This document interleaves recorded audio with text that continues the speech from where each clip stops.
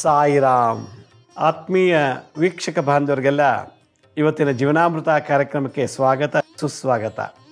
ವೀಕ್ಷಕರ, ನಿನ್ನೆ ಸಂಚಿಕೆಯಲ್ಲಿ ನಾನು ಮಕ್ಕಳ ಮೇಲೆ ಡಾಕಿನಿ ಪ್ರಯೋಗ ಆದಾಗ, ಮಕ್ಕಳ ಮೇಲೆ ಡಾಕಿನಿ ಸೋಂಕು ತಟ್ಟಿದಾಗ ಹೇಗಾಗುತ್ತೆ ಅನ್ನೋ ವಿಚಾರನ ನಾನು ನಿನ್ನೆ ಎಪಿಸೋಡಲ್ಲಿ ಹೇಳಿದ್ದೆ. ಈಗಾಗಲೇ ನಾನು ಶಾಕಿನಿ, ಬೇತಾಳ, ಬ್ರಹ್ಮರಾಕ್ಷಸ ಇದ್ರ ಬಗ್ಗೆಲ್ಲ ಕಳೆದ ವಾರದಲ್ಲ ತಿಳಿಸ್ಕೊಟ್ಟಿದ್ದೀನಿ. ನನ್ನ ಮುಖ್ಯ ಉದ್ದೇಶ ಏನಪ್ಪ ಅಂತಂದರೆ, ಇವತ್ತು ಮೆಡಿಕಲ್ ಸೈನ್ಸ್ಗೂ ಕೂಡ ಪಚ್ಚಕ್ಕಾಗ್ತಿಲ್ಲ ಕೆಲವು emotional imbalance, body language, personality disorders, eating ತಿನ್ನೋದ್ರಲ್ಲಿ ಏರುಪೇರು, ನೋಡೋದ್ರಲ್ಲಿ ಬಾಡಿ ಲ್ಯಾಂಗ್ವೇಜಲ್ಲೆಲ್ಲ ಕೆಲವು ಡಿಸಾರ್ಡರ್ಸ್ ಬರ್ತಾ ಇದೆ ಇತ್ತೀಚೆಗೆ ಭಾಳಷ್ಟು. ಅದರಲ್ಲೂ ಈ ಕ್ರೋಧಿನಾಮ ಸಂವತ್ಸರ ಯಾವುದು, ಈ ಒಂದು ವರ್ಷ ಏಪ್ರಿಲ್ 9ನೇ ತಾರೀಕು ಯುಗಾದಿ ಪ್ರಾರಂಭ ಆಯಿತು. ಯುಗಾದಿ ಪ್ರಾರಂಭ ಆಗ್ತಾ ಇದೆ, ಜಗತ್ತಿನಲ್ಲೆಲ್ಲ ಅಗ್ನಿ ಅವಘಡಗಳಾಯಿತು. ಒಬ್ರಿಗೊಬ್ರಿಗೆ ಜಿದ್ದು, ದ್ವೇಷ, ಅಸೂಯೆಗಳು ಶುರುವಾಗಿದೆ. ಈಗಾಗಲೇ ಟಿ ವಿ ನೋಡ್ತಾ ಇದ್ದೀರಿ, ಅಪ್ಪ ಮಗಂದು ಇದು, ಮತ್ತು ಜನ ಎಷ್ಟು ಕ್ರೋಧ, ಎಷ್ಟು ದ್ವೇಷಿಸ್ತಾ ಇದ್ದಾರೆ ಜನ ಒಬ್ರಿಗೊಬ್ರಿಗೆ.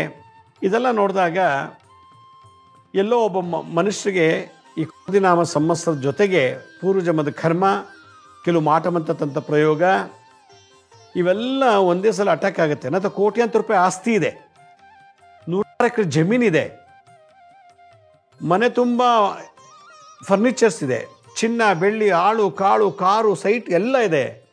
ಆದರೆ ನನ್ನ ಮನಸ್ಸಿನ ಭಾವನೆಗಳು ನನ್ನ ಇಡ್ತದಿಲ್ಲ. ಎಷ್ಟು ಕೋಟಿ ಇದ್ರೇನು, ನನ್ನ ಮನಸ್ಸು ಸೀಮಿತ ಇಲ್ಲ ಅಂದರೆ. ಹೀಗಾಗಿ ಮನಸ್ಸು ಸೀಮಿತ ಇಲ್ಲ, ಒಬ್ಬರು ಏಳಿಗೆ ಆಗೋದು ನೋಡಲ್ಲ, ಒಬ್ಬರು ತುಳಿಬೇಕು, ಒಬ್ಬರು ಸಾಯಿಸಬೇಕು, ಒಬ್ಬರು ಮಾಟಮಂತ್ರ ಮಾಡಿ ತೊಂದರೆ ಕೊಡಬೇಕು, ಒಬ್ರಿಗೆ ಬೈಬೇಕು, ಮಾನಸಿಕ ಹಿಂಸೆ ಕೊಡಬೇಕು, ಈ ಥರದ್ದೇ ಅಸೂಯೆ ದ್ವೇಷನೇ ಜಗತ್ತು ನಡೀತಾ ಇದೆ. ಒಳ್ಳೆಯದಲ್ಲಿ ಕಾಣುತ್ತೆ ಕೆಟ್ಟದ ಇದ್ದಾಗ. ಯಾವಾಗ ಒಬ್ಬ ಮನುಷ್ಯನ ಮೇಲೆ ಬೇಕು ಅಂತಲೇ ಕೆಲವು ಕ್ಷುದ್ರಗ್ರಹ ಪ್ರಯೋಗವನ್ನು ಮಾಡಿಬಿಟ್ರೆ, ಅಥವಾ ಅವನ ಪೂರ್ವಜನ್ಮದ ಕರ್ಮ ಮೇಲೆ ನಡೀತದೆ. ನೋಡಿ, ಮಾಟಮಂತ್ರ ಆದರೆ ಕೇವಲ ಮಂತ್ರತಂತ್ರದಿಂದ ತೆಗೆದಾಕ್ಬಿಡುವುದು. ಆದರೆ ಪೂರ್ವಜನ್ಮದ ಕರ್ಮ ಜಾತಕದಲ್ಲೇ ಇದ್ದಾಗ ಮಾಟ ಮಂತ್ರ ತಂತ್ರಗಿಂತಲೂ ಭಾಳ ಜೋರ ನಡೆದುತ್ತೆ. ಇದು ನನ್ನ 48 ವರ್ಷದ ಅನುಭವದ ಮಾತು. ಭಾಳ ಜನ ಬಂದು ಹೇಳ್ತಾರೆ ನನಗೆ ಮಾಟಮಂತ್ರ ಆಗಿದೆ ನೋಡಿ, ಹಾಗೆ ಹೇಗೆ ಅಂತೇಳಿ. ಮಾಟಮಂತ್ರನ ಬೇಕಾದ್ರೆ ಒಂದು ಹೆಂಗೋ ತೆಗೆದು ಬಿಡ್ಬೋದು, ಆದರೆ ಅವ್ರ ಜಾತಕದಲ್ಲಿ ಅಷ್ಟೊಂದು ಕರ್ಮ, ಕೆಟ್ಟ ಕರ್ಮಗಳಿದೆ, ಅದು ನಡೀತಾನೇ ಇರ್ತದೆ. ಮಾಟ ಮಂತ್ರಗಿಂತ ಸ್ಟ್ರಾಂಗ್ ಇದೆ ನಮ್ಮ ಪೂರ್ವಜನ್ಮದ ಕೆಟ್ಟ ಕರ್ಮಗಳು. ಇದು ನನ್ನ ಅನುಭವದ ಮಾತು. ಆದ್ದರಿಂದ ನಮ್ಮ ಕರ್ಮವೇ ದೊಡ್ಡ ಟನ್ಗಟ್ಟಲೆ ಇದ್ದಾಗ, ಜೊತೆಗೆ ಒಂದಷ್ಟು ಮಾಟ ಮಂತ್ರ ಪ್ರಯೋಗ, ಕ್ಷುದ್ರ ಪ್ರಯೋಗ, ಅದರಲ್ಲೂ ಶಾಕಿನಿ, ಡಾಕಿನಿ, ರಾಕ್ಷಸ, ಬ್ರಹ್ಮ ರಾಕ್ಷಸ, ಬೇತಾಳ ಇವೆಲ್ಲ ಬಂತು ಅಂತಂದರೆ ಎಷ್ಟು ಕೋಟಿ ಇದ್ರೂ ನಾವೇನು ಮಾಡ್ಕೊಳಕ್ಕಾಗಲ್ಲ. ಒಬ್ರಿಗೊಂದು ಡಾಕಿನೋ ಶಾಕಿನೋ ಆವಾಹನೆ ಆಗಿಬಿಡ್ತು ಅಂತಂದರೆ 500 ಕೋಟಿ ದುಡ್ಡಿದ್ರೇನು ಲಾಭ? ಮನೆ ತುಂಬ ಚಿನ್ನನೇ ಇಟ್ಕೊಂಡಿದ್ರೆ ಏನು ಲಾಭ? ಮೈ ಮೇಲೆ ಅವನಿಗೆ ಡಾಕಿನೋ ಶಾಕಿನೋ ಬಂದರೆ ಫಾರಿಂಗೆಲ್ಲ ಕರ್ಕೊಂಡೋಗಿ ತೋರಿಸ್ಕೊಂಬಂದಿದ್ದಾರೆ, ಅಲ್ಲೂ ಕೂಡ ಏನು ಗೊತ್ತಾಗಲಿಲ್ಲ, ಎಲ್ಲ ನಾರ್ಮಲ್ ಅಂತ ವಾಪಸ್ ಬಂದಿದ್ದಾರೆ. ಇದೆಲ್ಲ ನೋಡಿದಾಗ ನನಗನ್ನಿಸ್ತದೆ, ನಾವು ಆಸ್ತಿ ಸಂಪಾದನೆ ಮಾಡೋಕ್ಕಿಂತ ಒಳ್ಳೆ ಪುಣ್ಯವನ್ನು ಸಂಪಾದಿಸಬೇಕು ಅಂತ ನನ್ನ ಅನುಭವದ ಮಾತು. ಆದ್ದರಿಂದ ಒಂದು ಔಷಧಿ ಗುಣ ಮಾಡೋಕ್ಕಾಗದೇ ಇರೋದು, ನಮ್ಮ ಆಸ್ತಿ ಅಂತಸ್ತು ನಮ್ಮನ್ನು ಕಾಪಾಡೋಕ್ಕಾಗದಿರೋದು, ನಾವು ಮಾಡೋ ಒಂದು ಪುಣ್ಯ ಫಲದಿಂದ ಎಂಥ ಡಾಕ್ಟ್ರ್ ಕೇಳಿ ಕ್ಯೂರ್ ಆಗೋಕ್ಕಾಗದೇ ಇರೋದು, ಅಥವಾ ಎಲ್ಲೂ ವಾಸೆ ಮಾಡೋಕ್ಕಾಗದೇ ಇರೋದೆಲ್ಲ ನಮ್ಮ ಗಳಿಸಿದ ಪುಣ್ಯದ ಫಲದಿಂದ ಗುಣ ಮಾಡ್ಕೋಬೋದು ಅಂತ ನನ್ನ ಒಂದು ಅಭಿಪ್ರಾಯ. ಅದಕ್ಕೆ ನಾನು ಆಗಾಗ ಹೇಳ್ತಾ ಇರ್ತೀನಿ, ಇಂಥ ಕೆಟ್ಟ ಸಮಾಜದಲ್ಲಿ ಮೋಸ, ವಂಚನೆ, ಅನ್ಯಾಯ, ಅತ್ಯಾಚಾರ ನಡೆಯುವಂಥ ಈ ಸಮಾಜದಲ್ಲಿ ನಿಮ್ಮ ಇನ್ಫ್ಲೂಯೆನ್ಸ್ ನಡೆದರೂ ಏನು ಪ್ರಯೋಜನ ಇಲ್ಲ, ಎಷ್ಟು ಕೋಟಿ ದುಡ್ಡಿದ್ರೂ ಪ್ರಯೋಜನ ಇಲ್ಲ. ಆದರೆ ನಮ್ಮ ಕೋಟಿ ಗಟ್ಟಲೆ ಆಸ್ತಿ, ನಮ್ಮ ರೂಪ, ನಮ್ಮ ಡಿಗ್ರಿ, ನಮ್ಮ ಇನ್ಫ್ಲೂಯೆನ್ಸ್ಗಿಂತಲೂ ಹೆಚ್ಚಿಗೆ ಮಿಗಿಲಾದದ್ದು ನಮ್ಮ ಪುಣ್ಯದ ಫಲ. ಆ ಪುಣ್ಯದ ಫಲ ನಮ್ಮನ್ನು ಕಾಪಾಡುತ್ತೆ ವಿನಃ ನಮ್ಮ ಡಿಗ್ರಿ, ಆಸ್ತಿ, ಅಂತಸ್ತಿಲ್ಲ. ನೋಡಿ, ಟಿ ವಿನಲ್ಲಿ ಎಂತಿಂಥವರೆಲ್ಲ ಏನೇನೋ ಅತ್ಯಾಚಾರಗಳನ್ನು ಮಾಡಿ ಇವತ್ತು ಅವ್ರಿಗೆ ಕೋಟಿ ಆಸ್ತಿ ಇದ್ರೇನು, ಎಂಥ ಪದವಿ ಇದ್ರೇನು ಇವತ್ತು ಅವ್ರು ಕಾಪಾಡೋಕ್ಕಾಗ್ತಾ ಇಲ್ಲ. ಯಾಕೆಂದರೆ ಒಳ್ಳೆ ಮಾಡಿಲ್ಲ, ನಾವು ಜೀವನದಲ್ಲಿ ಒಳ್ಳೆ ಪುಣ್ಯ ಗಳಿಸಿಲ್ಲ, ಎಲ್ಲ ಕೆಟ್ಟ ಕರ್ಮಗಳೇ ಮಾಡಿ ಇವತ್ತು ನಾವು. ಅದರಲ್ಲಿ ಈ ಕ್ರೋಧಿನಾಮ ಸಂವತ್ಸರ ಇವತ್ತು ಯಾರೇ ಲಂಚ ತೊಗೊಂಡಿದ್ದಾರೋ, ಯಾರೇ ಕೆಟ್ಟ ಮಾಡಿದಾರೋ, ಯಾರೋ ತೊಂದರೆ ಮಾಡಿದಾರೋ ಅದೆಲ್ಲ ಪ್ರಕಟ ಆಗತ್ತೆ ಈಗ ಈ ವರ್ಷ ಪೂರ್ತಿ. ಇದು ಫಿಲ್ಟ್ರ್ ಮಾಡೋವಂಥ ವರ್ಷ. ಇದು ಜಗತ್ತನ್ನು ಫಿಲ್ಟ್ರ್ ಮಾಡುತ್ತೆ, ಜಳ್ಳೆಲ್ಲ ತೆಗೆದು ಗಟ್ಟಿ ಮಾತ್ರ ಉಳುಗಿಸುತ್ತೆ. ಆಗಿದೆ ಇವತ್ತು. ಯಾವ ಜಗತ್ತಿಂಥ ಚಕ್ರವರ್ತಿರು ಕೂಡ ಏನು ಮಾಡೋಕ್ಕಾಗಲ್ಲ ಪ್ರಕೃತಿ ಮುಂದೆ. ಇವತ್ತು ನಾನು ಗಂಡಸರಿಗೆ ಡಾಕಿನಿ ಏನೋ ಒಂದು ಸೋಂಕು, ಪ್ರೇತ ಬಾಧೆ. ಕೆಲವು ಗಂಡಸರಿಗೆ ಬೇಕು ಅಂತಲೇ ಮಾಂತ್ರಿಕರಿಂದ ಪ್ರಯೋಗ ಮಾಡಿಸಿ ಡಾಕಿನಿಯನ್ನು ಬಿಟ್ಬಿಟ್ಟಿರ್ತಾರೆ. ಕೆಲವರಿಗೆ ಅವ್ರ ಕರ್ಮಾನುಸಾರವಾಗಿ ಡಾಕಿನಿ ಅಟ್ಯಾಕ್ ಆಗುತ್ತೆ. ಈ ಥರದೊಂದು ದೋಷ ಇತ್ತೀಚೆಗೆ ಗಂಡು ಮಕ್ಕಳಲ್ಲಿ ಗಂಡಸರಿ ಅತಿ ಹೆಚ್ಚಾಗಿ ಆಗ್ತಿದೆ. ಕಾರಣ ಗೊತ್ತಿಲ್ಲ. ಸಣ್ಣ ಗುಡಿಸ್ಲಲ್ಲಿದ್ದಾರೆ, ಒಂದು ಸಣ್ಣ ಮೀಡಿಯಂ ವರ್ಗದ ಕುಟುಂಬ. ಅವ್ರು ಯಾರಿಗೂ ಆಸ್ತಿ ಪಾಸ್ತಿ ಮೋಸ ಮಾಡಿಲ್ಲ, ಒಡವೆ ವಸ್ತ್ರ ಮೋಸ ಮಾಡಿಲ್ಲ, ಏನೂ ಇಲ್ಲ. ಆದರೆ ಅಲ್ಲಿ ಡಾಕಿನಿ ಪ್ರಯೋಗ ದೋಷ ಇದೆ. ಬಂದು ಹೇಳ್ತಾರೆ, ನಂಗೆ ಯಾರೋ ಮಾಟ ಮಂತ್ರ ಮಾಡಿಸಿದ್ದಾರೆ ಅಂತ. ನಾ ಕೇಳಿದೆ, ನೀವು ಯಾರಿಗಾರು ಆಸ್ತಿ ಮೋಸ ಮಾಡಿದ್ದೀರಾ? ದುಡ್ಡು ಕೊಟ್ಟಿಲ್ವಾ? ದುಡ್ಡು ಮೋಸ ಮಾಡಿದ್ದೀರಾ? ಒಡವೆ ಮೋಸ ಇಲ್ಲ, ನಮಗೇ ಇಲ್ಲ, ನಾವು ಹೆಂಗೆ ಮೋಸ ಮಾಡೋಣ? ಮತ್ತು ನಿಮ್ಗೆ ಯಾರು ಶತ್ರು ಇದ್ದಾರೆ ಮಾಟ ಮಂತ್ರ ಮಾಡ್ಸೋಕ್ಕೆ? ಆಗ ನಾವು ನೋಡಿದಾಗ ಅವನ ಪೂರ್ವಜನ್ಮದ ಕರ್ಮ ಅವನಿಗೆ ಡಾಕಿನಿ ಥರ ನಡೆಸ್ತಾ ಇದೆ. ಒಂದು ಮಾಂತ್ರಿಕರು ಡಾಕಿನಿ ಅನ್ನೋ ಒಂದು ಅತೃಪ್ತ ಹೆಣ್ಣಾತ್ಮವನ್ನು ವಶ ಮಾಡಿಕೊಂಡು ಬಿಡ್ಬೋದು ಯಾರ ಮೇಲಾದರೂ. ಇನ್ನೊಂದು, ನಾವು ಮಾಡಿದ ಕರ್ಮವೇ ನಮ್ಮನ್ನು ಸುತ್ತಾಕೊಂಡ್ಬಿಡುತ್ತೆ. ಅದಕ್ಕೆ ಇವತ್ತಿನ ಸಂಚಿಕೆಯಲ್ಲಿ ಅದರಲ್ಲೂ MBBS ಹೋದ ಹುಡುಗರು ನನ್ನ ಹತ್ರ ಬಂದಿದ್ದಾರೆ. ಡಾಕಿನಿ ಬಾಧೆ ನರಳುತ್ತಾ ಇರೋರು, ಅಡ್ವೊಕೇಟ್ಸ್ ಬಂದಿದ್ದಾರೆ, ಕೆಲವರು ಪುರೋಹಿತರು, ದೇವಸ್ಥಾನ ಪುರೋಹಿತರು ಮಾಡೋರು ನಂತರ ಬಂದಿದ್ದಾರೆ.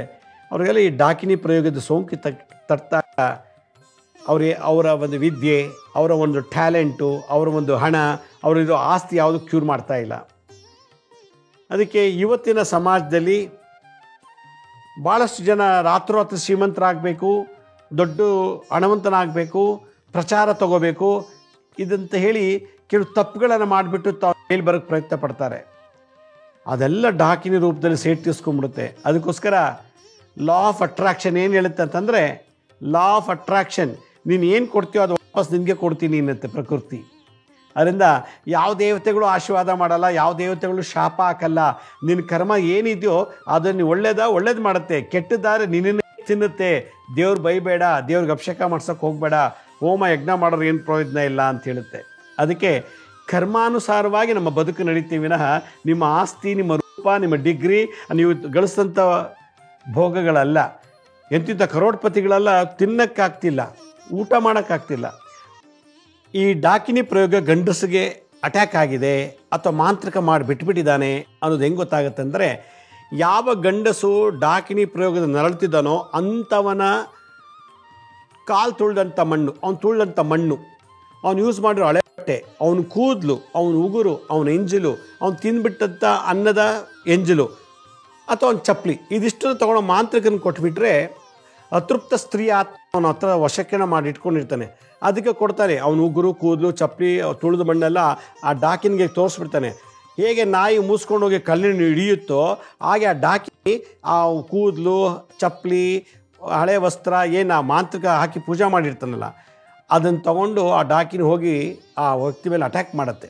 ಇದು ಕೊಟ್ಟು ಮಾಡಿಸಿದೆ ಮಾಂತ್ರಿಕನ ಮೂಲಕ. ಎರಡನೇದು, ನನ್ನ ಪೂರ್ವ ಜನ್ಮದಲ್ಲೇ ನನಗೆ ಡಾಕಿನಿ ದೋಷ ಇತ್ತು ಅಂತಂದರೆ ಈ ಜನ್ಮದಲ್ಲಿ ನಡೆಯುತ್ತದೆ.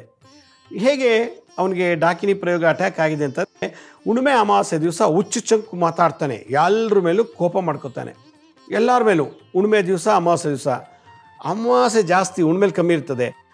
ಅಮಾವಾಸ್ಯೆ ಹಿಂದೆ ಮುಂದೆ ಜಾಸ್ತಿ ಕೂಗಾಟ, ಕಿರ್ಚಾಟ. ಹುಣ್ಣಿಮೆ ಹಿಂದೆ ಮುಂದೆ ತುಂಬ ಕಿರ್ಚಾಟ. ತನ್ನ ಕನ್ನಡಿ ಮುಂದೆ ತಾನೇ ನಿಂತ್ಕೊಂಡು ರೂಪ ನೋಡ್ಕೊಳ್ಳೋದು, 28 ಸಲ ತಲೆ ಬಾಚ್ಕೊಳ್ಳೋದು. ಹೀಗೆ 28 ಸುಮ್ಮನೆ ಸಿಕ್ತಾಗಲ್ಲ. ಕಣ್ಕಂಡವ್ರ ಮೇಲೆ ಬಾಯಿ ಬಂದು ಉಗಿಯೋದು, ಥೂ ಅಂತ ಉಗಿಯೋದು.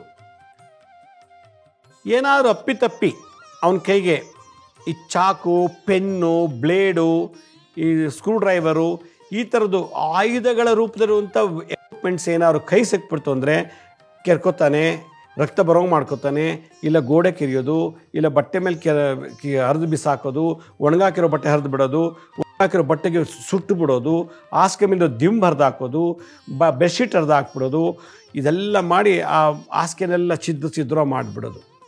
ಇದು ಗಂಡಸಿಗೆ ಡಾಕಿನಿ ಪ್ರಯೋಗ ಆಗಿದ್ದರೆ. ಇನ್ನೊಂದು, ಮಲಗಿದ್ದಾಗ ಸಡನ್ನಾಗಿ ಮನುಷ್ಯಂತ ಕೆಳಗೆ ಬಿದ್ದುಬಿಡ್ತಾರೆ. ಎಷ್ಟೊತ್ತು ಮಲಗಲಿ, ಹಗಲೊತ್ತು ಮಲಗಿರಲಿ, ರಾತ್ರಿ ಹೊತ್ತು ಮಲಗಿರಲಿ, ಸಡನ್ನಾಗಿ ಬಿದ್ದುಬಿಡ್ತಾರೆ ಮಲ್ಕೊಂಡಿದ್ದಾಗ. ಒಂದು, ಹುಣ್ಣಿಮೆ ಅಮಾವಾಸ್ಯೆ ದಿವಸ ಏನು ಕೊಟ್ಟರು ಗಪ ಅಂತ ತಿಂದುಬಿಡ್ತಾರೆ. ಗಪ ಅಂತ ತಿನ್ನೋದು. 2 ಕೈಲೂ ತಿನ್ನೋದು. ಬಾಕಿ ದಿನ ಎಲ್ಲ ಹೆಂಗೋ ನಾರ್ಮಲಾಗಿರ್ತಾರೆ. ಹೋಗ್ತಾ ಹೋಗ್ತಾ ಹೋಗ್ತಾ ಅಷ್ಟೆಲ್ಲ ತಿಂದರು, ಬೆಳಗ್ಗೆ ಮಧ್ಯಾಹ್ನ ರಾತ್ರಿ ಸಿಕ್ಕಾಪಟ್ಟೆ ತಿಂತಿದ್ರು ಕೂಡ ಹೋಗ್ತಾ ಹೋಗ್ತಾ ದುರ್ಬಲನ ಕಾಣ್ತಾನೆ. ಏನೋ ಒಂದು ರೀತಿ ಅವರ ಒಂದು ಭಾವನೆಗಳು ಹೆಂಗಿರ್ತದೆ ಅಂತ ಗಂಡಸರಲ್ಲಿ, ಅವ್ನು ಕುಡಿಬೇಕು, ನಾನು ಸೇದಬೇಕು ಅಂತಲೇ ಇಲ್ಲ, ಅವನಿಗೆ ಆ ಚಟನೇ ಇಲ್ಲ. ಈ ಥರ ಮೈ ಮೇಲೆ ಆಹ್ವಾನ ಆದಾಗ ಡಾಕಿನಿ ಏನೇನು ಬಯಕೆಗಳಿದೋ ಅದೆಲ್ಲ ತೀರಿಸ್ಕೊಳ್ಳೋಕೆ ಶುರು ಮಾಡಿಬಿಡುತ್ತೆ. ಮಲಗಿದ್ದಾಗ ಕಿಟ್ಟಂತ ಕಿರ್ಚೋದು, ಜೋರಾಗಿ ಮಾತಾಡೋದು, ಆಜು ಬಾಜು ಮಲ್ಕೊಂಡಿದ್ದು ಅವ್ರಿಗೆಲ್ಲ ತೊಂದರೆ ಕೊಡೋದು, ಲೈಟ್ ಆಫ್ ಮಾಡಿಬಿಟ್ಟು ಸುಮ್ಮನೆ ಕೂತ್ಕೊಳ್ಳೋದು, ಚಪ್ಪಾಳೆ ತಟ್ಟೋದು. ಈ ಥರ ಚಪ್ಪಾಳೆ ತಟ್ಟೋದು ಚೆನ್ನಾಗಿ. ಅಮಾವಾಸ್ಯೆ ರಾತ್ರಿ, ಹುಣ್ಣಿಮೆ ರಾತ್ರಿ ಅಥವಾ ಅಮಾವಾಸ್ಯೆ ದಿವಸ ಚಪ್ಪಾಳೆ ತಟ್ಟೋದು. ತಲೆಯಲ್ಲಿರೋ ಕೂದಲೆಲ್ಲ ಒಂದೊಂದಾಗಿ ಕಿತ್ತಾಕೊಳ್ಳೋದು. ಇದು ಭಾಳ ವಿಚಿತ್ರವಾದಂಥದ್ದು. ಕಿತ್ತಿ ಕಿತ್ತಿ ಕೂದಲೆಲ್ಲ ಹೋಗ್ಬಿಟ್ಟಿರ್ತದೆ. ಬಚ್ಚ ಮನೆಗೆ ಹೋಗ್ಬಿಟ್ರೆ ಬಚ್ಚ ಮನೇಲೇ ಮಲಗೋದು, ಅಲ್ಲೇ ಕೂತ್ಕೊಳ್ಳೋದು, ನೀರನ್ನು ಹಾಕ್ತಾನೇ ಇರೋದು, ಸುಮ್ಮನೆ ನಲ್ಲಿ ಬಿಟ್ಬಿಡೋದು, ನೀರು ಹಾಕ್ತಾನೇ ಇರೋದು. ಯಾರಾದರೂ ಮಾತಾಡ್ಸೋಕ್ಕೆ ಬಂದರೆ ಹೋಗಿ ಕತ್ತಿನ ಇಸಕ್ಕಕ್ಕೆ ಹೋಗೋದು, ಹಿಂಗೆ ಹಾಕಿ ಕತ್ತಿನ ಇಸಕ್ಕೋಗೋದು. ಇಸಕ್ಬಿಟ್ಟು ಏನು ವಿಚಿತ್ರವಾಗಿ ಯಾರು ಬಂದರೂ ಬಿಡ್ಸೋಕ್ಕಾಗಲ್ಲ, ಆ ಲೆವೆಲ್ ಇಟ್ಕೊಂಡ್ಬಿಟ್ಟಿರ್ತಾನೆ, ಕೈಯೋ ಕತ್ತೋ ಏನೋ ಒಂದು ಬಾಡಿನ. ಹೆಂಗಸು ಕಾಣ್ತು ಅಂತಂದರೆ, ಯಾರಾದರೂ ಹೆಂಗಸ ಮುಂದೆ ಬಂದು ನಿಂತ್ಕೊಂಡ್ರು ಅಥವಾ ಹೋಗ್ತಿದ್ರು ಅಂತಂದರೆ ಥೂ ಅಂತ ಉಗಿಯೋದು, ಅವಳ ಬಗ್ಗೆ ಕೆಟ್ಟಾಗಿ ಏನೋ ಒಂಥರ ಮಾತಾಡೋದು, ಅವರು ಕೋಪ ಮಾಡ್ಕೊಂಡು ನಮ್ಗೆ ಬಂದು ಹೊಡಿಬೇಕು, ಆ ಲೆವೆಲ್ಗೆ ಹೊಲಸು ಮಾತುಗಳನ್ನು ಬಾಯಲ್ಲಿ ಬರ್ತಾ ಇರ್ತದೆ. ಏನಾದ್ರು ಒಂದು ಕೈಲಿ ಇಟ್ಕೊಂಡು ಯಾವಾಗಲೂ ಓಡಾಡ್ತಿರೋದು, ಆ ಸ್ಕ್ರೂ ಡ್ರೈವರೋ ಚಾಕೋ ಅಥವಾ ಇನ್ಯಾವುದೊಂದು ಬೊಂಬೆನೋ ಅಥವಾ ಇನ್ನೇನೋ ಒಂದು ಕೈ ಇಟ್ಕೊಂಡು ಓಡಾಡ್ತಿರೋದು. ರಾತ್ರಿ ಹೊತ್ತು ಇದಕ್ಕಿದ್ದಾಗೆ ಮಲಗಲ್ಲ, ಮನೆ ಪೂರ್ತಿ ಸುತ್ತುತ್ತಾ ಇರ್ತಾನೆ. ತುಳಸಿ ಗಿಡ ಹತ್ರ ಹೋಗೋದಿಲ್ಲ, ದೇವ್ರ ಮನೆ ಹತ್ರ ಬಿಡೋ ಮನಸ್ಸು ಬರಲ್ಲ. ಆಮೇಲೆ ಯಾವುದಾದ್ರು ಹಸುಗಳು ಸಾಕಿದ್ರೆ ಮನೇಲಿ ಹಸುರ ಜಾಗಕ್ಕೆ ಹೋಗಲ್ಲ. ಡಾಕಿನಿ ಹಸು ಇರೋ ಜಾಗ, ದೇವ್ರ ಮನೆ, ತುಳಸಿ ಕಟ್ಟೆ ಇದ್ರೆ ಅಲ್ಲಿ ಹೋಗೋದಿಲ್ಲ. ಈ 3 ಜಾಗ ಅಂದ್ಬಿಟ್ಟು ಬಾಕಿದೆಲ್ಲ ಸುತ್ತಾಡ್ತಿರ್ತಾರೆ. ಒಂದೊಂದು ಸಲ ಎಲ್ಲರ ಮೇಲೆ ಕೋಪ ಮಾಡಿಕೊಂಡು ಬೈಯೋದು, ಎಲ್ಲರೂ ಕೋಪ ಮಾಡ್ಕೊಳ್ಳೋದು, ಬೈಯೋದು. ಬಟ್ಟೆ ಬಿಚ್ಚಿಬಿಟ್ಟು ತನ್ನ ಶರೀರ ನೋಡ್ಕೊಳ್ಳೋದು, ಯಾರಿದ್ದಾರೆ ಯಾರಿಲ್ಲ ಅನ್ನೋಂಗಿಲ್ಲ. ತನ್ನ ಬನೀನ್ ಬೀಳೋದು, ಪ್ಯಾಂಟ್ ಹಾಕ್ಬಿಡೋದು, ಅಂಡರ್ವೇರ್ ತೆಗೆದಾಕ್ಬಿಟ್ಟು ಬಿಚ್ಚಿಬಿಟ್ಟು ಸುಮ್ಮನೆ ಓಡಾಡೋದು. ಆಮೇಲೆ ಅಮಾವಾಸ್ಯೆ ದಿವಸ, ಹುಣ್ಣಿಮೆ ದಿವಸ ತನ್ನ ತಲೆನ ಗೋಡೆ ಚಚ್ಕೊಳ್ಳೋದು, ಹಿಂಗೆ ಹೋಗಿ ಹಿಂಗೆ ಗುದ್ಕೊಳ್ಳೋದು, ಹಿಂಗೆ ತಟ್ಟೋದು, ಯಾರು ಹೋಗಿ ಬಿಡೋದು, ಎಕ್ಸ್ಪಿಸ್ಬೇಕು. ಇದೆಲ್ಲ ಆದಮೇಲೆ ತಲೆಯೆಲ್ಲ ಚಚ್ಕೊಂಡು ಎಲ್ಲ ಸುಸ್ತಾಯಿತು, ಸುಮ್ಮನೆ ಕೂತಿರ್ತಾನೆ. ಕೂತಿದ್ರೆ ಏನೋ ನೆನೆಸ್ಕೊಂಡು ಆ ಘಟನೆ, ಯಾವ್ಯಾವುದೋ ಘಟನೆಗಳ ಬಗ್ಗೆ ಮಾತಾಡೋದು. ಇದೇನು ಹಿಂಗೆ ಮಾತಾಡ್ತಾನಲ್ಲ, ಇವೆಲ್ಲ ನಮ್ಮಲ್ಲಿ ನಡೆದೇ ಇಲ್ವಲ್ಲ ಅಂತ ಬೇರೆಯವರು ಕೇಳಿಸ್ಕೊಳ್ಳೋರು ಆಶ್ಚರ್ಯಪಡ್ತಾರೆ. ಇದಕ್ಕಿದ್ದಾಗೆ ಏನೇನೋ ಮಾತಾಡ್ತಾನೆ. ಅವತ್ತು ನೀನು ನನಗೆ ಬಂದುಬಿಟ್ಟು ಊಟದಲ್ಲಿ ಏನೋ ಕೊಟ್ಬಿಟ್ಟೋದೆ ಅಲ್ವಾ, ನನ್ನ ದುಡ್ಡು ಎತ್ಕೊಂಡೋದೆ ಅಲ್ವಾ ನೀನು, ಅವತ್ತು ನಾನು ಬೈದ್ಬಿಟ್ಟು ಅಲ್ವಾ ನೀನು, ಅವತ್ತು ಹಂಗೆ ಮಾಡಿದೆ ಅಲ್ವಾ ಅಂತ. ಅವ್ರಿಗೆ ಆಶ್ಚರ್ಯ, ನಾನು ಇದೇ ಫಸ್ಟ್ ಟೈಮ್ ನೋಡ್ತಾ ಇರೋದು ಇವನೇಕೆ ಹಿಂಗೆ ಅಂತಾನೆ ಅಂತೇಳಿ. ಅಂದರೆ ಆ ಡಾಕಿನಿಗೆ ಹಿಂದೆ ನಡೆದಂಥ ಕೆಲವು ನೆನಪುಗಳನ್ನು ಈ ರೀತಿ ಮೆಲಕಾಗ್ತಿರ್ತದೆ. ಅದು ಕೇಳೋರ್ಗಂತ ಅಸಹ್ಯ, ಭಯ ಆಗುತ್ತೆ. ಮತ್ತು ಅವನ ಜೊತೆ ಮಾತಾಡಬೇಕು, ಅವನ ಜೊತೆ ಇರಬೇಕು ಅಂತ ಅನಿಸೋದೇ ಇಲ್ಲ. ಇದೆಲ್ಲ ಸರಿ. ಇದಕ್ಕಾಗೆ ಏನಾರು ನೀರು ಕಂಡ್ರೆ ದಟ್ಟತ್ತೋಗಿ ಬಿದ್ದುಬಿಡೋದು ನೀರಿಗೆ. ಈ ಡಾಕಿನಿ ಏನೋ ಒಂದು ಸೋಂಕು ವಿಶೇಷವಾಗಿ ಬಾವಿ ಹತ್ರ ವಾಸ ಮಾಡುತ್ತೆ. ಬಾವಿ ಕಂಡ್ರೆ ಭಾಳ ಆಸೆ, ಬೋರ್ವೆಲ್ ಕಂಡ್ರೆ ಭಾಳ ಆಸೆ, ಕೊಳ, ಪುಷ್ಕರಣಿ ಇಂಥ ಜಾಗದಲ್ಲಿ ಈ ಡಾಕಿನಿ ಕರ್ಕೊಂಡು ಹೋಗ್ತಾ ಇರ್ತದೆ. ಇದೆಲ್ಲ ಒಂದು ಕೆಟಗರಿ ಆಯಿತು ಅಂತಂದರೆ, ಈ ಸಾಕು ಪ್ರಾಣಿಗಳೇನಾದ್ರು ಮನೇಲಿ ಸಾಕಿದ್ರೆ ಅವರು ಅವ್ರ ಮನೇಲಿ, ಇವ್ರು ನೋಡಿದಾಗೆಲ್ಲ ಬೊಗಳ್ತಾ ಇರ್ತದೆ. ಅದು ಇವ್ರನ್ನೊಬ್ಬರ ಹತ್ರ ಬಿಟ್ಟು ಬಾಕಿರೆಲ್ಲ ಹತ್ರ ಓಡಾಡುತ್ತೆ ಪ್ರಾಣಿ. ನಾಯಿ ಆಗಿರ್ಬೋದು, ಗಿಣಿ ಆಗಿರ್ಬೋದು, ಮೊಲ ಆಗಿರ್ಬೋದು, ಹಸು ಆಗಿರ್ಬೋದು, ಯಾವುದೇ ಸಾಕು ಪ್ರಾಣಿಗಳು ಡಾಕಿನಿ ಸೋಂಕಿದ್ದ ಅಂಥವ್ರು ಕಂಡ್ರೆ ಬೊಗಳುತ್ತೆ ಮತ್ತು ದೂರ ಹೊಟ್ಟೋಗುತ್ತೆ, ಹತ್ತಕ್ಕೆ ಸೇರಿಸಲ್ಲ, ಮುಟ್ಟಕ್ಕೆ ಹೋಗಲ್ಲ. ಅದನ್ನು ಮನೆ ಒಳಗಡೆ ಇದ್ದಕ್ಕಿದ್ದಾಗ ಹಾಸಿಗೆ ಮೇಲೆ ರಿಸರ್ಚ್ ಮಾಡ್ಕೊಳ್ಳೋದು, ಮಲಗಿದ್ದಾಗ ಅಲ್ಲೇ ಟಾಯ್ಲೆಟ್ಗೆ ಹೋಗ್ಬಿಡೋದು, ಅಲ್ಲೇ ಮಲಮೂತ್ರ ವಿಸರ್ಜನೆ. ಈ ಗೋಳಿಗೆ ತೊಗೊಂಡೋಗಿ ಎಲ್ಲರೂ ನಿಮಾನ್ಸ್ ಅಂತ ಅಲ್ಲಿ ತೊಗೊಂಡೋಗಿ ಸೇರಿಸ್ಬಿಡ್ತಾರೆ. ಇದ್ದಕ್ಕಿದ್ದಾಗೆ ನನಗೆ ಬಿರಿಯಾನಿ ಬೇಕು, ಅವ್ನು ನೋಡಿದ್ರೆ ವೆಜಿಟೇರಿಯನು, ನನಗೆ ಬಿರಿಯಾನಿ ಬೇಕು ಅಂತಾನೆ. ನನಗೆ ಮಾಂಸ ಬೇಕು, ಮೀನು ಬೇಕು, ತಲೆ ಸೂಪ್ ಬೇಕು, ಕಾಲು ಸೂಪ್ ಬೇಕು. ಹೀಗೆ ನಮ್ಮ ಮನೇಲಿ ಇವೆಲ್ಲ ಮಾಡಲ್ಲ, ನಾವು ತಿಂದಿಲ್ಲ, ಏನಿಲ್ಲ, ಇವೆಲ್ಲ ಏನು ಮಾಡೋದು ಅಂತ ಹೇಳಿದಾಗ ಕೊಡಲಿಲ್ಲ ಅಂದರೆ ಹಿಡ್ಕೊಂಡು ಹೊಡಿಯೋದು ಕೊಡಿಸೋರ್ಗು. ಆಮೇಲೆ ಅಡುಗೆ ಮೇಲೆ ಬಂದು ಪಾತ್ರೆ ಬಿಸಾಕೋದು, ಬಚ್ಚೆ ಮನೆಗೆ ಬಕೆಟ್ ಬಿಸಾಕೋದು, ಫೋಟೋಗಳು ಬಿಸಾಕ್ಬಿಡೋದು, ಕಸದ ಪರ್ಕೆ ತೆಗೆದು ಬಿಸಾಕೋದು, ಹಾಸಿಗೆ ಜಂಪ್ ಮಾಡೋದು, ಸೋಫಾ ಮೇಲೆ ಕೂತ್ಕೊಂಡು ಜಂಪ್ ಮಾಡೋದು, ತುಳಿಯೋದು. ಈ ರಾದ್ಧಾಂತ ಯಾವ ಶತ್ರುಗೂ ಬೇಡ.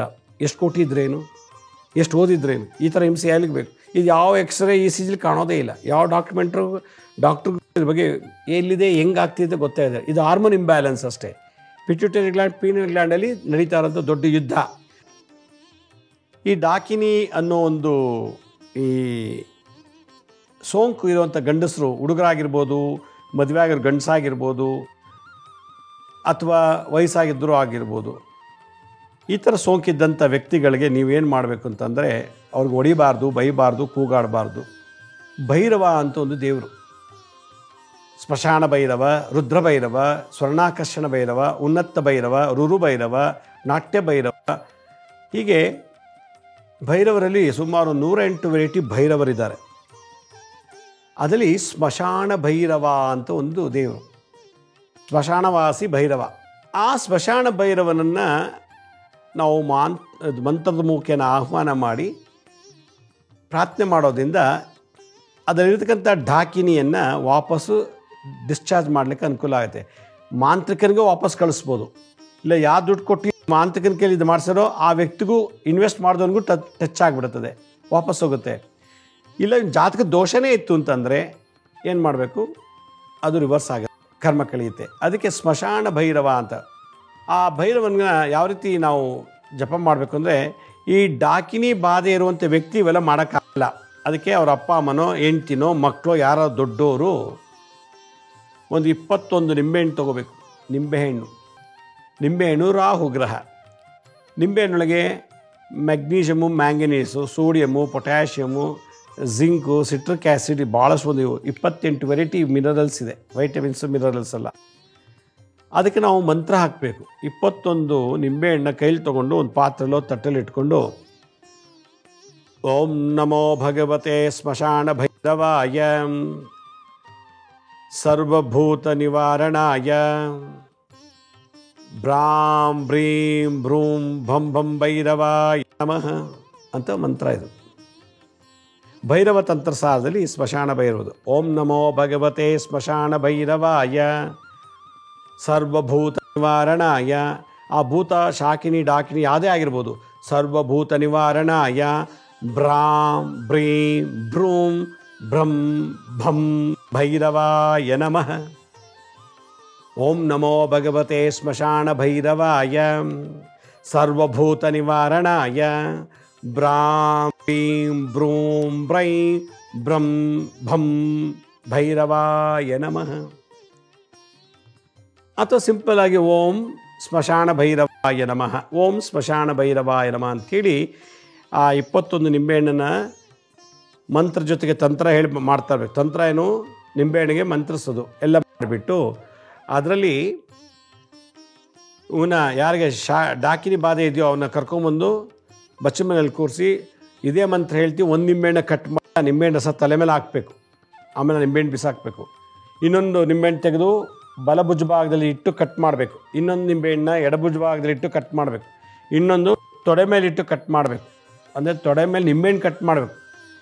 ಇದು ಉಳಿದ ನಿಂಬೆಹಣ್ಣೆಲ್ಲ ಏನು ಮಾಡಬೇಕು, ತೊಗೊಂಡೋಗ್ಬಿಟ್ಟು ಸ್ಮಶಾನದಲ್ಲಿ ಅಲ್ಲೊಂದು ಲಿಂಗ ಇರುತ್ತೆ ಸ್ಮಶಾನದಲ್ಲಿ. ಇಲ್ಲ ಅಲ್ಲಿ ದೇವರೇ ಇಲ್ಲ ಅಂತಂದರೆ ಆ ಸ್ಮಶಾನ ಯಾವ್ದಾದ್ರು ಒಂದು ಮರ ಇದ್ದರೆ ಆ ಮರಕ್ಕೆ ತಗಲಾಕ್ಬಿಟ್ಟು ಬಂದ್ಬಿಡ್ಬೇಕು ನೀವು ಉಳಿದ ನಿಂಬೆಹಣ್ಣೆಲ್ಲ. ಇದಿಷ್ಟು ನೀವು ಹುಣ್ಣಿಮೆ ಅಮಾವಾಸ್ಯೆಯಲ್ಲಿ ಮಾಡ್ತು ಅಂದರೆ ಗುಣ ಆಗೋವರೆಗೂ ಮಾಡ್ತಾ ಇರಬೇಕು. ಓಂ ನಮೋ ಭಗವತೆ ಸ್ಮಶಾನ ಭೈರವಾಯ ಸರ್ವಭೂತ ನಿವಾರಣಾಯ ಬ್ರಾಂ ಬ್ರೀಂ ಭ್ರೂಂ ಬ್ರೈಂ ಭಂ ಭೈರವಾಯ ನಮಃ. ಈ ಮಂತ್ರ ಓಂ ಸ್ಮಶಾನ ಭೈರವಾಯ ಇದು ಹೇಳಬೇಕು. ಮಂತ್ರ ಇದು ತಂತ್ರ. ಇದಿಷ್ಟು ಹೇಳ್ತಾ ಮಾಡ್ತಾ ಬಂದರೆ ಇದಕ್ಕಿಂತ ಭಾಳಷ್ಟು ಇನ್ನು ಬೇರೆ ರೆಮಿಡೀಸ್ ಇದೆ. ಸದ್ಯಕ್ಕೆ ಇದು ಮಾಡ್ಬೋದು, ಭಾಳ ಈಸಿ. ಇದಕ್ಕೆ ಕೆಲವೆಲ್ಲ ವರಾಹಿ ಪ್ರಯೋಗದಿಂದ ತೆಗಿಬೋದು, ಪ್ರತ್ಯಂಗಿರ ಪ್ರಯೋಗದಿಂದ ತೆಗಿಬೋದು. ಮತ್ತು ಭೈರವದಲ್ಲಿ ಸ್ವರ್ಣಾಕರ್ಷಣ ಭೈರವ ಆಕರ್ಷಣೆ ಮಾಡಿ ತೊಗೊಂಡೋಗಿ ಬಿಟ್ಬಿಡ್ಬೋದು. ಹೀಗೆ ಬೇರೆ ಅಡ್ವಾನ್ಸ್ಡು ಕೆಲವುದೆಲ್ಲ ಪ್ರಯೋಗಗಳಿದೆ, ಅದನ್ನು ಮಾಡ್ಬೋದು. ಬಟ್ ಇದು ಸರ್ವೇಸಾಮಾನ್ಯ ಎಲ್ಲರೂ ಸುಲಭವಾಗಿ ಮಾಡುವಂಥದ್ದು. ತಲೆ ಮೇಲೆ ಒಂದು ನಿಂಬೆಹಣ್ಣು ಹಚ್ಚಬೇಕು, ಭುಜಗಳು ತೊಡೆ ಮೇಲೆ. ಇದಿಷ್ಟು ಮಾಡಾದ್ಮೇಲೆ ಇದ್ದ ತೊಗೊಂಡು ಸ್ಮಶಾನದಲ್ಲಿ ಯಾವ್ದು ಮರ ಇರುತ್ತೋ ಆ ಮರಕ್ಕೆ ತಗಲಾಕ್ಬಿಟ್ಟು ಬಂದುಬಿಟ್ರೆ ಈ ದೋಷ ನಿವಾರಣೆ ಆಗುತ್ತೆ. ವೀಕ್ಷಕರೇ, ಎಷ್ಟೋ ಜನ ಮನೆ ಈ ಥರದ್ದೆಲ್ಲ ನಡೀತಾ ಇದೆ. ಭೂತ ಪ್ರೇತಗಳ ಬಾಧೆ, ಮಂತ್ರತಂತ್ರಗಳ ಬಾಧೆ, ಕ್ಷುದ್ರಗ್ರಹಗಳ ಬಾಧೆ, ಮಕ್ಕಳು ಸರಿಯಾಗಿ ಓದ್ತಿಲ್ಲ, ಆರೋಗ್ಯ ಸರಿಯಿಲ್ಲ, ಸಾಲ ಬಾಧೆ, ಶತ್ರುಕಾಟ, ಅದಕ್ಕಿಂತ ಹೆಚ್ಚಾಗಿ ನಮಗೆ ಬಿಸ್ನೆಸ್ಸಲ್ಲಿ ಲಾಸು, ಜಾಬಲ್ಲಿ ಕಳ್ಕೊಂಬಿಟ್ಟೆ, ಹಲವಾರು ರೋಗಗಳು, ಕ್ಯಾನ್ಸರು, ಪಿಟ್ಸ್, ಈ ಥರದ್ದೆಲ್ಲ ಥರ ಕಾರ್ಯಗಳನ್ನು ನಡ್ತಾ ಇದ್ದೀವಿ. ಎಲ್ಲ ಥರ ಪರಿಹಾರ ಮಾಡಾಯಿತು, ಅದು ನಮಗಿನ್ನೂ ಉಪಯೋಗ ಆಗ್ತಿಲ್ಲ, ನಮ್ಗೆ ರಿಸಲ್ಟ್ ಸಿಗ್ತಿಲ್ಲ ಅಂದರೆ ಒಂದೇ ಒಂದು ಪರಿಹಾರ ಇದೆ, ಅದು ಅಗ್ನಿಹೋತ್ರಿ ಅಂತೇಳಿ.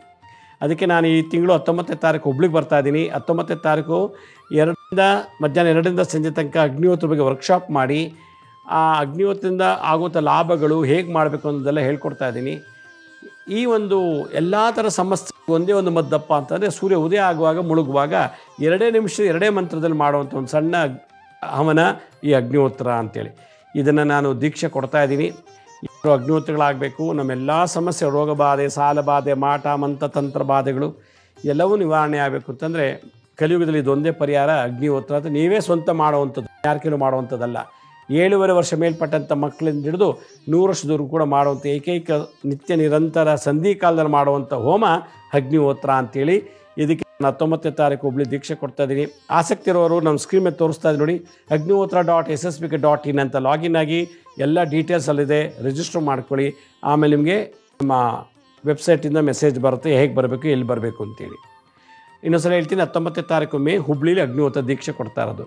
ನಮ್ಮ ಹಳೆ ಸಂಚಿಕೆಗಳನ್ನ ಯಾರು ನೋಡೋಕ್ಕಾಗಿಲ್ವೋ, ನಮ್ಮ ಶಿರಡಿ ಸಾಯಿ ಭಿಕ್ಷಾ ಕೇಂದ್ರ ಮತ್ತು ಹೆಲ್ತ್ ಸೈನ್ಸ್ ಅಂತ 2 ಯೂಟ್ಯೂಬ್ ಚಾನಲ್ ಇದೆ. ಇದ್ರ ಜೊತೆ SSBK ಜ್ಞಾನೋದಯ ಅಂತ ಒಂದು ಮ್ಯೂಸಿಕ್ ಚಾನಲ್ ಇದೆ. 3ಕ್ಕೂ ಸಬ್ಸ್ಕ್ರೈಬ್ ಮಾಡ್ಕೊಳ್ಳಿ. ಫಸ್ಟು ಪಕ್ಕದ ಬೆಲ್ ಬಟನ್ ಪ್ರೆಸ್ ಮಾಡಿ, ನೋಡಾದ್ಮೇಲೆ ಲೈಕ್ ಅನ್ನೋ ಬಟನ್ ಪ್ರೆಸ್ ಮಾಡಿ. ಆಮೇಲೆ ಆ ಲಿಂಕನ್ನು ನಿಮ್ಮ ಬಂಧು ಮಿತ್ರರಿಗೆ ವಾಟ್ಸಪ್ ಮುಖಾಂತರ ಅಥವಾ ಇಮೇಲ್ ಮುಖಾಂತರ ಶೇರ್ ಮಾಡಿ. ಗುರುಜಿ ಲಕ್ಷ್ಮೀ ಶ್ರೀನಿವಾಸ್ ಅಂತೇಳಿ ಫೇಸ್ಬುಕ್ಕು, ಇನ್ಸ್ಟಾಗ್ರಾಮು, ಟ್ವಿಟ್ಟರ್, ಲಿಂಕ್ಡ್ಇನ್ ಎಲ್ಲ ಕಡೆ ಅಪ್ಲೋಡ್ ಮಾಡ್ತಾಯಿದ್ದೀವಿ. ಅಲ್ಲೂ ನೀವು ಎಲ್ಲ ಇನ್ಫಾರ್ಮೇಷನ್ನ ಪಡಿಬೋದು. ಅಪಾಯಿಂಟ್ಮೆಂಟ್ ಬೇಕಿದ್ದರೆ www.lakshmisrinivas.in ಅಂತ ಲಾಗಿನ್ ಆಗಿ ನೀವೇ ಅಪಾಯಿಂಟ್ಮೆಂಟ್ ಬುಕ್ ಮಾಡ್ಬೋದು ಅಂತ ಹೇಳ್ತಾ ಇವತ್ತಿನ ಸಂಚಿಕೆಯನ್ನು ಮುಗಿಸ್ತೀನಿ. ಇದೇ ರೀತಿ ನಾಳಿನ ಸಂಚಿಕೆಯಲ್ಲಿ ಈ ಡಾಕಿನಿ ಅನ್ನೋದು ಹೆಂಗಸ್ರಿಗೆ ಅಟ್ಯಾಕ್ ಮಾಡೋದು ಹೇಗಾಗುತ್ತೆ, ಅದಕ್ಕೆ ಪರಿಹಾರ ಏನು ಅನ್ನೋದು ತಿಳಿಸ್ಕೊಡ್ತೀನಿ. ಅಲ್ಲಿವರೆಗೂ ನನ್ನ ನಮಸ್ಕಾರ. ಸಾಯಿರಾಮ್.